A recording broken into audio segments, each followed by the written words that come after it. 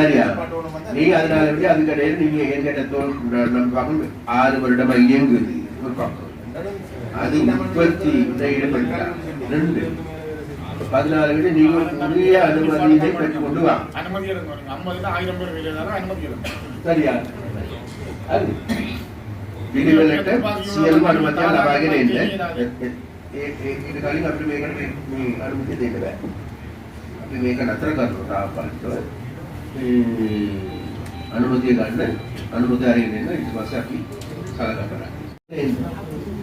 දැන් ගියසරේ තාම මේ විදිහ එකක් අපි ඒකට අනුමැතිය දුන්නේ නැහැ. ඒකට අපි කිව්වා සියලුම අනුමැතිය ගේන්න කියලා ඒගොල්ලෝ ගෙනාවට පස්සේ මේකට අනුමැතිය දුන්නේ නැහැ. ඒක ඇතුළේ මේක කියලා එක තෝදලා කියලා ඒක වෙනම එකක්. මේ විදිහම දැස්ස කිසිම දෙයකට නැහැ. ඒකද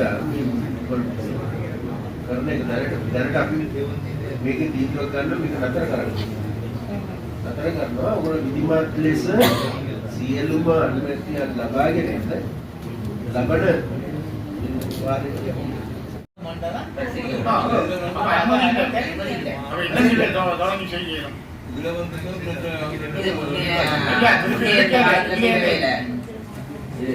முதல் வந்த ஒப்படக்காரன் கேட்டதுக்கு நாங்க அவங்களை கொண்ட சொல்றோம் நீங்க அனுமதி எடுத்து வாங்க இது அனுமதி இல்லாம இது ஒரு சட்டத்தை விரோதமான மக்களுக்கு பொய்யான அபிப்பிராயங்களை கொடுத்து தொடங்கப்பட்டது அந்த மக்களை நிப்பாட்டி போட்டு அடுத்த கூட்டத்துக்கு அனுமதியும் எடுத்துக்கொண்டு வாங்க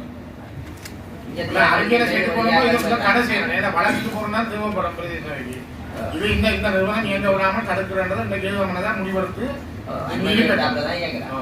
அதுக்கு பிறகு அவை அனுமதியே எடுக்க அவங்களுக்கு ஒரு சட்டம் எல்லாரும் ஒரே மாதிரி இருக்கும். போன முறை இந்த ஒரு கம்பெனி வந்து அந்த கம்பெனி நாம கொடுக்க இல்லை இந்த எல்லா அனுமதி எடுத்து நாம இந்த முறை கொடுக்கணும். அப்ப நீங்க இது 6 வருஷமா எங்க இருக்குது அனுமதி இல்லாம பாட்டு கடிதம் கூட அது அராஜகம் தான் துப்பாக்கியோட வந்து அராஜகம் செய்யறாங்க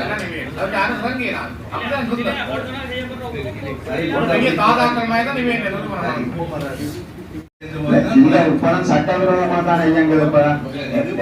அனுமதியும் எடுக்காம இப்ப இதுக்கு எடுக்க வேண்டிய இடங்கள் எல்லாத்துலயும் பூர்ணமான அனுமதி எடுக்கணும்.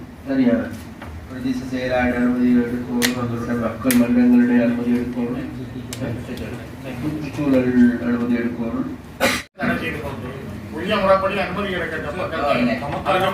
சொல்லி வேண்டினது அது ஒரு உட்படத்துக்கட்ட நிபந்தனையோட வேண்டே இல்லை. ஒரு 10 ஏக்கர் காணி தான் அவையிட்ட போய் கூட்டத்தை நடத்தி வேண்டியவங்களோட அடிக்கடி வந்து அவர் சொல்லுவார் அந்த குஞ்சு பிறந்த தலைவர் நான் உட்படத்துக்கு கொடுக்கையில் 10 ஏக்கர் காணி தான் இவைய இதுகளுக்கு வேண்டியான்னு சொல்லி ஆனால் இவங்க இப்போ பிடிச்சிருக்கிற காணி மணலேத்துப்படுத்தோடய புத்தகம் பிள்ளை ஒன்று கேட்டு தெரிஞ்சு விடணும். அப்ப அந்த நீங்க சரியா சொல்லணும் தான் இந்த பிரச்சனைகளை அவனு தெரிஞ்சோ தெரியாமலோ நம்ம சொல்லுவோம் இங்க இருக்கிறாங்களோ தென்னிலங்களுக்கு யாராவது சரி சொல்லுவோம் ஒரு 50 பேர் வேலை செய்யறாங்க தானாங்க. அவங்கள வயிற்றுல மண் அடிச்சு போட்டு நிப்பாடி போட்டு நம்ம இப்படி முடிவெடுக்க வேண்டிய நிலைமைக்கே வருது. அவங்க மனவரது நான் பார்த்தா இங்க அனுமதி கொடுத்துருக்காரு. அப்ப வந்தா அது உங்களுக்கு வரும் கட்டாயம். அப்ப நீங்க செக் பண்ணி நீங்க எங்களோட முடிவெடுக்கணும், நீங்க எங்களோட அடியர்ஸ்க்கு சொல்லணும், நீங்க ஒரு ஜிஏக்கு சொல்லணும். அப்ப இந்த மக்கள்கிட்ட அனுமதி நீங்க என்னத்தை நமக்கான 10 ஏக்கருக்கு தான் வேண்டி இருக்கிறோம். அவர் உத்தரவாதம் அவர் அம்மாந்தோட இவர் உத்தரவாதம் மட்டும் சொல்றேன். இதுக்கு அனுமதி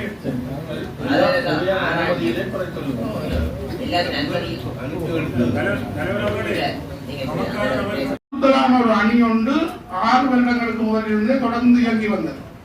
நாங்கள் பிரதேச சபையின் வாகனம் கொண்டு போய் சட்டவிரோத கட்டிடம் என்று 52 இடிக்கினார். நீர் தாங்கிய கட்டினது அங்கத்திய மக்களை வச்சு போன அலுவலர்களை தாக்க முற்பட்டது என்று 6 வருடமாக ஒரு தன்னுடைய ஏதோ ஒரு பின்புலத்தை பயன்படுத்தி அதுக்குள்ள உட்புக விடாமல் இந்த நிர்வாக செயற்பாடுகள் நடந்து வருது.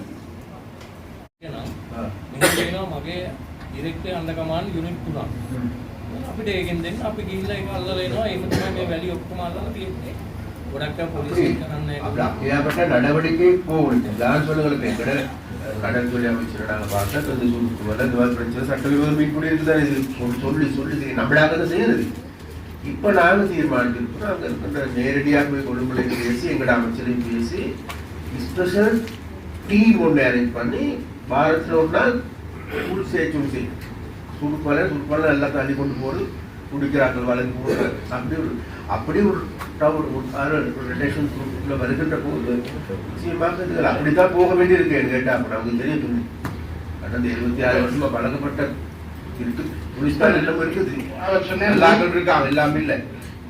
ஒருங்கிணைப்பு குழு கூட்டம் என்பது உண்மையிலேயே கிளிநொச்சி மாவட்டத்தினுடைய அபிவிருத்தி தொடர்பாக கிளிநொச்சி மாவட்டத்தில் முன்னெடுக்கப்படுகின்ற அபிவிருத்தி திட்டங்கள் தொடர்பாக மிகவும் ஆழமாக பேசப்பட்டது, ஆராயப்பட்டது. அது மாத்திரமல்ல, கடந்த காலங்களில் நாங்கள் பின்பற்றிய நடவடிக்கைகள் தொடர்பாகவும் ஆராயப்பட்டது. அதன் அடிப்படையில் நாங்கள் பார்க்கின்ற பொழுது நிச்சயமாக எங்களுக்கு விஷேடமாக நேரடியான முதலீடாக 1300 மில்லியனுக்கு அதிகமான தொகை ஒதுக்கீடு செய்யப்பட்டிருக்கின்றது. மாகாண சபைகள் ஊடாக 2030க்கு அதிகமான மில்லியன் ரூபாய் ஒதுக்கீடு செய்யப்பட்டிருக்கின்றது. இது உண்மையிலேயே இலங்கை வரலாற்று கிளிநொச்சி மாவட்டத்துக்கான கூடுதலான நிதி ஒதுக்கீடு. இது நாள் வரைக்கும் 2000 மில்லியன் ரூபாய் அதாவது மாகாண சபைகளுக்காக ஒதுக்கப்பட்டது ஆக இல்லை. அப்ப அந்த வகையில் நாங்கள் விசேடமாக இந்த இந்த இந்த ஒதுக்கீடுகளை செய்ததற்கான காரணம் கூட வேறு எதுவுமல்ல. உண்மையிலே இந்த நாட்டில் வடக்கு மாகாணம் வறுமை கூடிய மாகாணம். அந்த வடக்கு மாகாணத்தில் கூடுதலான வறுமையில் வாடுகின்ற மாவட்டம் முல்லைத்தீவு மாவட்டம். 2வது மாவட்டமாக இருப்பது வேறு எதுவுமல்ல கிளிநொச்சி மாவட்டம். அப்ப அந்த கிளிநொச்சி மாவட்டத்தில் இருக்கின்ற மக்கள் முகம் கொடுக்கின்ற பல்வேறு பிரச்சனைகள் இருக்கின்றது. இந்த பிரச்சனைகளை தீர்ப்பதை நோக்கமாக கொண்டு விசேடமாக நாங்கள் எதிர்பார்ப்பது வேறு எதுவுமில்ல, எங்களுடைய அபிவிருத்தி வேலைகளை முன்னெடுக்கப்படுகின்ற போதே மக்களுடைய வாழ்க்கையில் மாற்றங்கள் ஏற்படும் என்று நாங்கள் திடமாக நம்புகின்றோம். அந்த திடமான நம்பிக்கைக்கு ஏற்ற வகையில் கிளிநொச்சி மாவட்டத்துக்கான ஒதுக்கீடுகள் அபிவிருத்தி திட்டங்கள் அனைத்தையும் வகுக்கப்பட்டிருக்கின்றது. அந்த வகுக்கப்பட்ட வேலை திட்டங்கள் நான் நினைக்கின்றேன் எங்களுடைய அரசு அதிகாரிகள் அனைவரும் மிகவும் நேர்த்தியான முறையில் முன்னெடுக்கின்றார்கள் என்கின்ற நம்பிக்கை ஏற்பட்டிருக்கின்றது. அது மாத்திரமல்ல, இப்போது இருக்கின்ற அரசு அதிகாரிகளிடம் பார்க்கின்ற பொழுது அவர்கள் மத்தியிலும் கூட ஒரு புதிய எழுச்சியும் கூட காணக்கூடியதாக இருக்கின்றது. என்றால் இதனால் வரைக்கும் இந்த நாட்டில் இருந்த அபிவிருத்தி திட்டங்கள் முன்னெடுத்தாலும் சரி, வேறு அரசியல் நடவடிக்கை எடுத்து எல்லாவற்றுக்கும் அரசியல்வாதிகளுடைய தலையீடு இருந்தது, அரசியல்வாதிகளுடைய அழுத்தம் இருந்தது. இந்த முறைத்தான் அவர்களுடைய அரசியல்வாதிகளுடைய அழுத்தம் இல்லாது, தலையீடு இல்லாது இடம்பெறுகின்ற அபிவிருத்தி திட்டம் என்றால் இந்த அரசாங்கத்தின் கீழ் நடைபெறுகின்ற அபிவிருத்தி திட்டமாகும். அந்த வகையில் அவர்கள் மிக மிக சுறுசுறுப்பாக இயங்குகின்ற போக்கு காணக்கூடியதாக இருக்கின்றது. நாங்கள் மார்ச் மாதம் தான் வரவு செலவு திட்டத்தின் முடிவுக்கு வந்தது. மார்ச் மாதத்துக்கு பிறகு ஒதுக்கீடு செய்யப்பட்டிருக்கின்றது. எங்களுக்கும் பெரிய சவாலாக இருந்தது. இந்த வருட இறுதிக்குள் இந்த பணங்களை, இந்த நிதிகளை அனைத்தையும் செலவழிக்க முடியுமா முடியாதா என்கின்ற கேள்வி இருந்த போதிலும் கூட அதிகாரிகளுடைய இங்க இருக்கின்ற விசேடமாக அரசாங்க அதிபர் முரளிதரனுடைய மிகவும் நேர்த்தியான நடவடிக்கைகள் காரணமாக இந்த வருட இறுதிக்குள் பொழுது திட்டமிடப்பட்டிருக்கின்ற அனைத்து நடவடிக்கைகளையும் அனைத்து ஒதுக்கீடுகளையும் பூர்ணப்படுத்த முடியும் என்கின்ற நம்பிக்கை எங்களுக்கு தடை செய்யப்பட்டிருக்கின்றது. அப்ப அந்த அந்த அந்த புலம் தடை செய்வதற்கான காரணம் வேறு எதுவும் கிடையாது. அதாவது இதுல 6 வருடங்களுக்கு மேலாக இயங்கி வருகின்றது என்பது உண்மை. அதே போன்று 6 வருடங்களாக உற்பத்தியில் ஈடுபடுகின்றார்கள் என்பதும் உண்மை. இருந்த போதிலும் கூட கடந்த மாதம் கூட இவ்வாறான ஒரு உப்பளத்துக்கான அனுமதி கோரிக்கை வந்தது. அவர்களும் கூட தாங்கள் பாரிய வாதங்களையும் கூட முன்வைத்தார்கள். தாங்களுக்கு இது கிடைக்கும். நாங்கள் சொன்னோம், நீங்கள் சென்று உரிய முறையில் நடவடிக்கைகள் எடுத்து வாருங்கள், நாங்கள் தருகின்றோம், அனுமதியை தருகின்றோம் என்று. அப்ப அந்த வகையில் இம்முறை அந்த நிறுவனத்துக்கு நாங்கள் அனுமதியை கொடுத்திருக்கின்றோம். அவர்கள் உரிய முறையில் சகல நடவடிக்கைகளை முன்னெடுத்திருக்கிறார்கள். அந்த வகையில் இப்பொழுது இயங்குகின்ற இந்த 6 வருடங்களாக இயங்குகின்ற நிறுவனம் இன்னமும் கூட தாங்களுடைய அனுமதியினை பூரணப்படுத்தாத ஒரு நிறுவனமாகவே காணக்கூடியதாக இருக்கின்றது. அதனால்தான் நாங்கள் சொன்னோம், வேறு எதுவும் அல்ல, அதை தடை செய்வதற்கோ இழுக்கு மூடுவதற்கோ உற்பத்திகளை தடுப்பதற்கோ எமது நோக்கம் அல்ல. வெகு கூடிய சீக்கிரமாக முடியுமாக இருந்தால் ஒரு வாரத்துக்குள்ள தாங்களுடைய உத்தியோகபூர்வமான இது அதாவது தாங்களுடைய இவைகளை அனுமதிகளை சரியான முறையில் சமர்ப்பிப்பீர்களாக இருந்தால் நாங்கள் அதற்கான நடவடிக்கை எடுப்போம் என்று நாங்கள் கூறியிருக்கின்றோமே தவிர வெறுமனே நாங்கள் தடை செய்யவில்லை. தொடர்ச்சியாக இலங்கையில் மாறி மாறி ஆட்சிக்கு வந்த அரசாங்கங்கள் விடுதலை புலிகள் பற்றி பேசியே தம்முடைய ஆட்சி பரப்பை ஏறும் ஒரு போக்கினை கொண்டிருந்தது. தற்போது அனுரகுமார திசாநாயக்கவினுடைய அரசாங்கம் ஆட்சி பொறுப்பில் இருக்கின்ற இந்த காலகட்டத்திலும் தொடர்ச்சியாக ஆட்சியில் தோற்கடிக்கப்பட்டவர்களாலும் மற்றும் பல்வேறு தரப்பினராலும் தொடர்ச்சியாக விடுதலை புலிகள் தொடர்பாகவே பல்வேறு வகையான செய்திகளை பரப்பி தொடர்ச்சியாக பல்வேறு நிகழ்ச்சி நிகழ்களுக்கு அதனை உட்படுத்தும் ஒரு போக்கினை கையாண்டுள்ளார்கள்.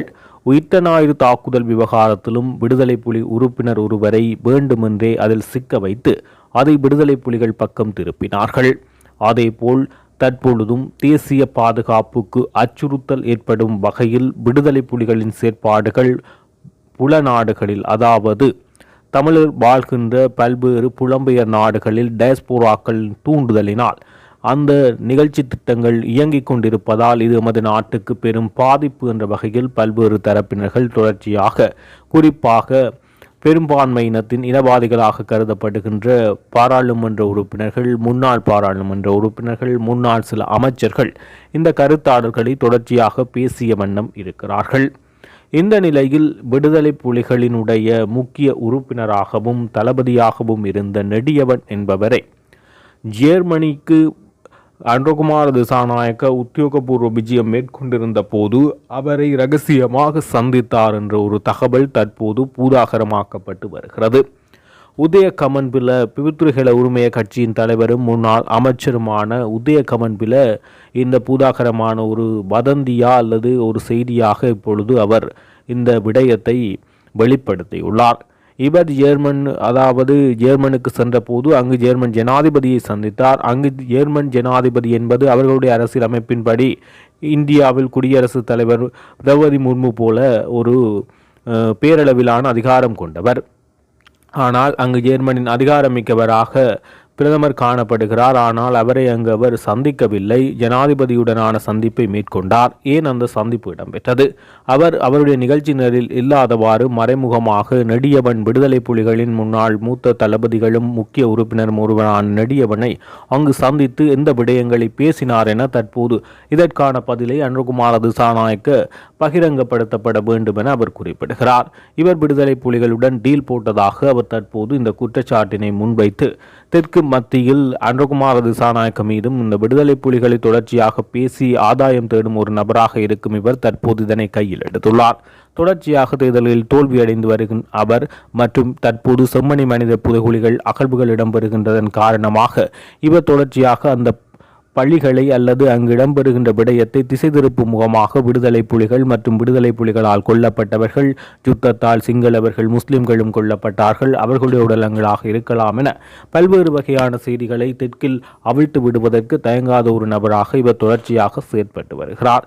இந்த விடயம் ஒருபுறம் இருக்க, சமூக செயற்பாட்டாளராகவும் அறகலைய போராட்டத்தினுடைய செயற்பாட்டாளராகவும் உள்ள ராஜ்குமார் ராஜீவ்காந்த் ஒரு விடயத்தை குறிப்பிடுகிறார். இந்த அரசாங்கங்கள் விடுதலை புலிகளுடன் யுத்தம் இடம்பெறுகின்ற போது அதை நிறைவுபடுத்துவதற்காகவோ அல்லது சமாதானத்தை மேற்கொள்வதற்கான எந்த முயற்சியையும் மேற்கொள்ளவில்லை. யுத்தத்தை முடிவுறுத்தவே அந்த அரசாங்கம் அவாவாக செயற்பட்டது. மக்கள் இறக்கிறார்கள், மக்கள் அதில் சிக்கியுள்ளார்கள் என்ற எந்த எண்ணமும் இல்லாமல் யுத்தம் நிறைவடைய வேண்டும் என்றே அவர்கள் செயற்பட்டார்களே தவிர வேறு எந்தவித எண்ணமுமோ அல்லது யுத்தத்தை நிறுத்தி மக்களை காப்பாற்ற வேண்டும் என்ற எண்ணமோ அல்லது சமாதானமாக இதனை இவ்வாறு அணுக வேண்டும் என்ற ஒரு எண்ணப்பாட்டிலோ அவர்கள் இருக்கவில்லை என்றும், அத்துடன் இவர்களே முன்னைய ஆட்சியில் உள்ள அரசாங்கங்களே விடுதலை புலிகளுக்கு ஆயுதங்களை கொடுத்தார்கள். தங்களுடைய தேவைக்காக அவர்களுக்கு ஆயுதங்களை கொடுத்து பின்னர் அந்த ஒரு இறுதியாக அழிக்கின்ற ஒரு செயற்பாடினை மேற்கொண்டார்கள். இவ்வாறு அரசாங்க ஆட்சியாளர்களே வேண்டுமென்று தங்களினுடைய சுயநலத்துக்காக பெரும்பான்மை மக்களையும் சரி சிறுபான்மை மக்களையும் பணயம் வைக்கின்ற ஒரு செயற்பாட்டை இந்த ஆட்சியாளர்கள் மேற்கொண்டதாக ரஜினிகாந்த் குற்றம் சாட்டுகிறார். இவ்வாறு தொடர்ச்சியாக விடுதலை புலிகள் தொடர்பாக இந்த அரசாங்கத்தில் பல்வேறுபட்ட பேச்சுவார்த்தைகள் அவர்கள் தொடர்பான பேச்சுக்கள் அதிகரித்த வண்ணமே காணப்படுகின்றன.